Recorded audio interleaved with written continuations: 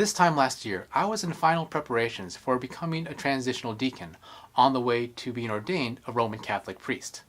A lot has happened since then. One of the friends who was ordained with me has since gone on to become a priest. My diocese has lost its bishop and we're still waiting for a new one.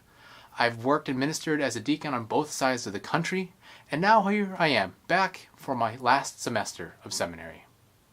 My name is Deacon Kyle, and I would like to invite you to join me as I navigate this last year of seminary, or as some would call it, the Deacon Year.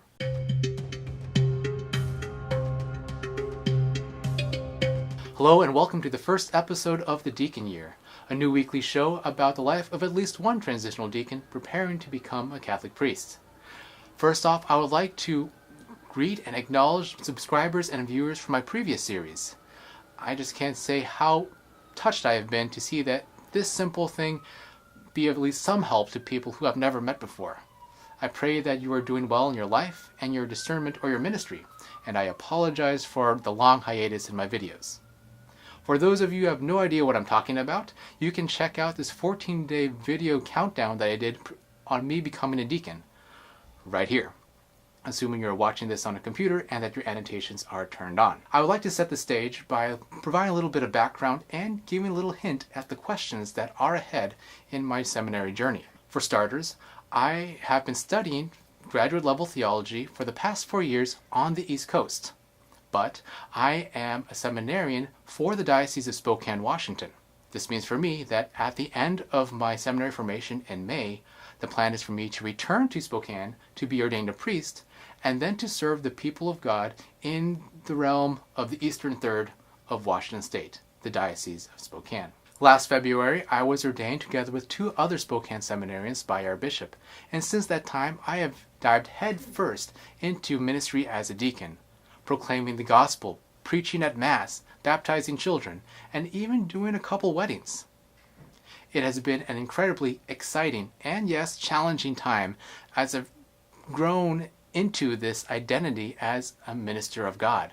At the same time, I have been very excited and looking forward to final preparations to this incredible step of being a priest. In fact, I'm told that my diocese has already set a date on which it will celebrate priestly ordinations, sometime later this year. But this does not mean that I will be ordained on that date. This is not a guarantee that I will be ordained at the end of seminary. And the fact of the matter is that even though I have discerned in my heart of hearts that God is calling me to become his priest, to serve his people as his priest, and that I desire this with my whole being, it doesn't mean that I have a right to it. Because priesthood discernment is not something that just happens one way. I can't just claim it for myself. I have to be called into the priesthood, just as I was called into the diaconate. And this call has to come from the church, the body of Christ here on earth. What does this official call from the church look like?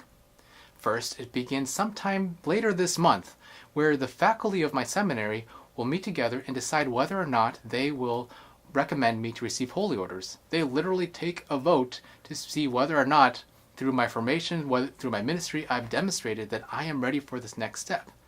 And it is conceivable that they can say, no, Kyle, you are not ready. As much as I think I've done my best, I don't know for sure. And until I receive what's called a recommendation for orders,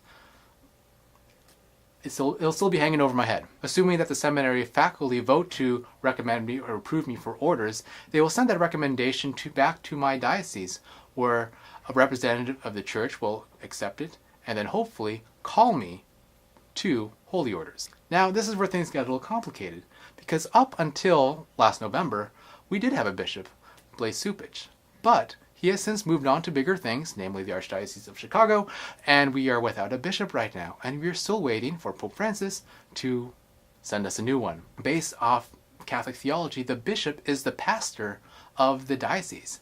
The diocese is a church in its own right, and the bishop is the pastor. He is the leader. And there are certain things that bishops are supposed to do, like call men to receive holy orders, to ordain men as priests and deacons. And we don't have a bishop. So, and that's kind of a big question mark in this whole process. I could be recommended to orders by the end of this month, but what happens after that? We'll see. And that is the question. So that was a brief summary of where things stand right now.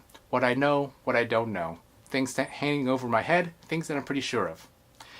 And one thing I am sure of is that I'll be releasing videos every Tuesday. So I hope that you please stay tuned, follow along, subscribe. And I'm also open to suggestions on where I should take this series, because there are a lot of things that I could cover. So please, comment below. In the meantime, take care, God bless, and I'll see you next week.